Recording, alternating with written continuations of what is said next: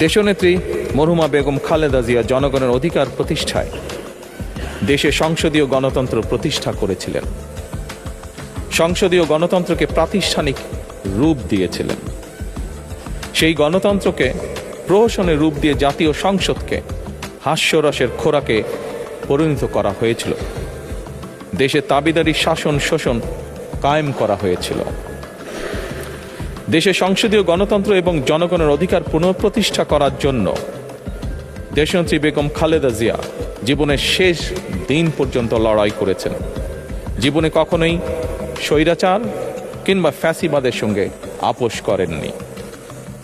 দেশে আজ থেকে আবারও সেই কাঙ্ক্ষিত সংসদীয় গণতন্ত্রের যাত্রা শুরু হলো, আলহামদুলিল্লাহ।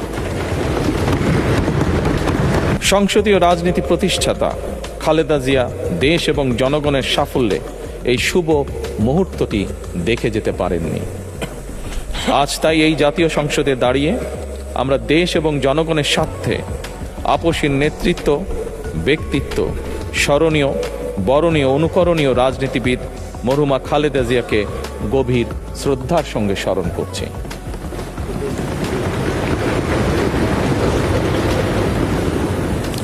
সম্মানিত সংসদ সদস্যবৃন্দ, দেশে বহুদলীয় গণতন্ত্রের প্রবক্তা এবং প্রবর্তক, স্বাধীনতার ঘোষক শহীদ প্রেসিডেন্ট জিয়াউর রহমানের একটি উক্তির কথা আপনাদের সামনে আমি স্মরণ করতে চাই। তিনি বলেছিলেন, জনগণই যদি রাজনৈতিক দল হয় তাহলে আমি সেই দলেরই আছি। অর্থাৎ ব্যক্তি কিংবা দলের স্বার্থ নয়, জনগণের স্বার্থই সবচাইতে বড়। এটাই বিএনপির রাজনীতি।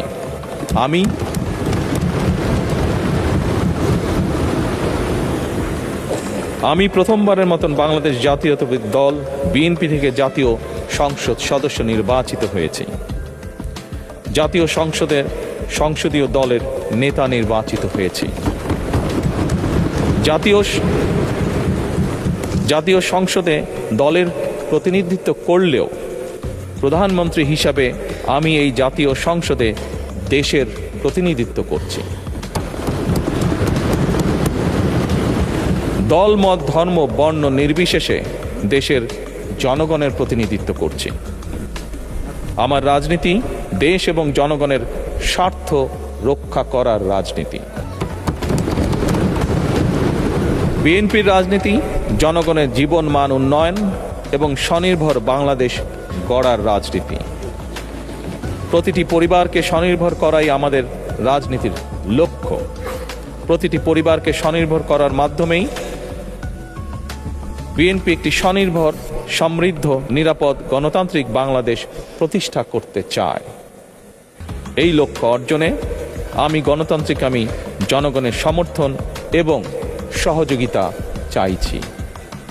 এই মহান জাতীয় সংসদে সকল দলের নির্বাচিত প্রতিজন সংসদ সদস্যের সমর্থন এবং সহযোগিতা আশা করছি।